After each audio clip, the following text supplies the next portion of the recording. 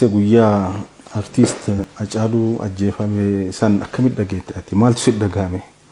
Eessa turte? Manaan ture barii toora sa'aatii sagal halkan keessa ka'eetiin wannoo keessa living roomii keessa saalonii keessa ifaa ibsee anaa ta'u gurbaan wannoon kiyya eenyu shofeerri kiyya dhufe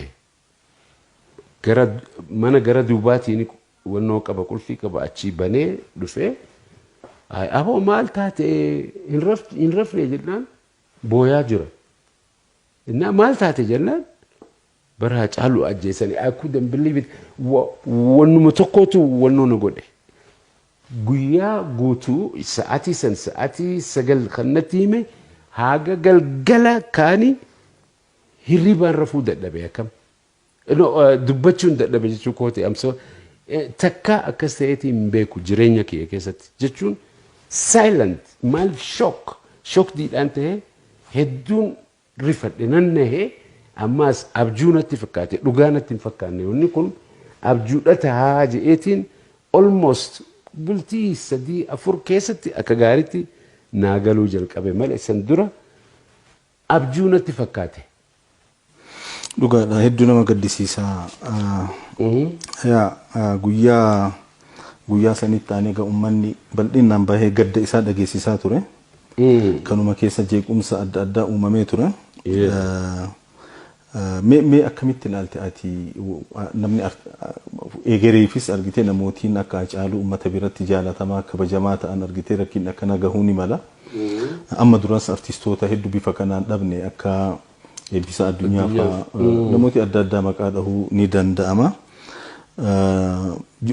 Artistoonni kun haa ta'anii namootiin argitee mirga namaatiif falmatan kuni jalqabaniitu wareegamni akkana akka isaanirra gahu beekaniitu argitee waan kana keessa seenanii akkamitti hubattamee waan guyyaa itti aanu biyya keessatti taasifamee waan seeraatii fi waan ilaalchisu argitee uummata warra seeraatiif dhiifne waliigal argitee haalli uumame uummanni miira keessa seenee san bira dabre argitee rakkin adda addaa geessaa ture kan akkamitti argitee uummatis sila akkam ta'uu qaba jetta akka ati nama artistii legend beekamaa ta'e tokkotti. Well ilaalchi namaa garaagarummaa qaba akkuma fuula keenyaa kanatti garaagarummaa qabnutti ani rakkoolee jedhanii kan himan rakkoo hin jedhuuni maaliif kuni waanuma humnaan dhufee kiisii keessa galee boorsaasi keessa kiisii keessarraa yoo fudhattu react yoo hin goone ati rakkoo qabda jechaadha. Uummanni waa balleessa jedhaniis balleessaadhaa miti dhugumatti wanni godhan mirga isaanii wanna godhuudha. Garuu gama seeraatiin yoggaa dhuftee ilaaltu nama hundumaa Oromoo hundaa miti kan akkas godhe. Nama xinnaa tokko fraction nama xinnaa tokko. Ammoo akka haqaatitti artistii guddaa akka isaa akka eebbisaa addunyaa fi kanneen fi jira nuun deemu liidaroota keenya yoggaa qabanii wannoo godhan react godhuu dhabuun du'a jechaadha. Kanaas mootummaan inuma beeka addunyaa keessa jira hundi bakka hunda as duwwaadhaa miti namni yoggaa wanoof Floyd yoggaa du'e maal godhan Ameerikaa nu argite fi Ameerikaa duwwaadhaa miti Awurooppaa Ameerikaa Austraaliyaa hunduma keessaa wanna jira garuu uummanni garii akka itti ilaalu nama waa baballeessee jedhanii himan akka waan Oromoon balleessiteetti yoggaa ilaalan that is wrong absolutely react godhuu dhabuudhaatu inumaatu hamaadha waan gatii qabu tokko irraa fuudhan gatii guddaa kan qabu akka diamond harka keetitti kana qabatee otoo teessuu yoon dhufee sirraa fuudhe caluma jettee dhaabbattee nan laaltu ka jara dhaabbatee laaluu didesantu react godhe uummanni Oromoo nama miliyoona 50 keessaa yoo namni kumni tokko waa wanna jedhe kumni tokko miliyoona 50 keessaa maali but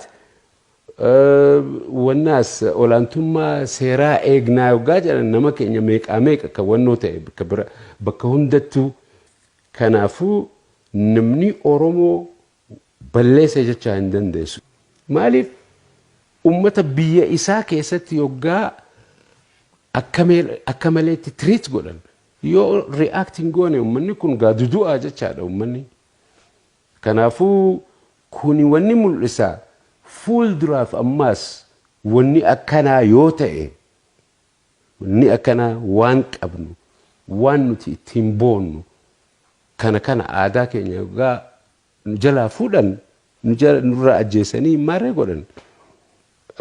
Mootummaanis seerrinis olaantummaa yoo barbaachise dura nama agartee wanna badii akkanaa hojjete lubbuu namaa baase qabanii fidanii seeratti dhiyeessanii ummataas beeksisanii akkasitti ummanni waan fedhetti murteessa.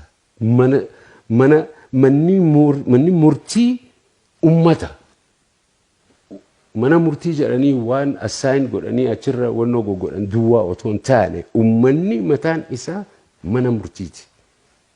Innaa ummanni haa dhaga'amu.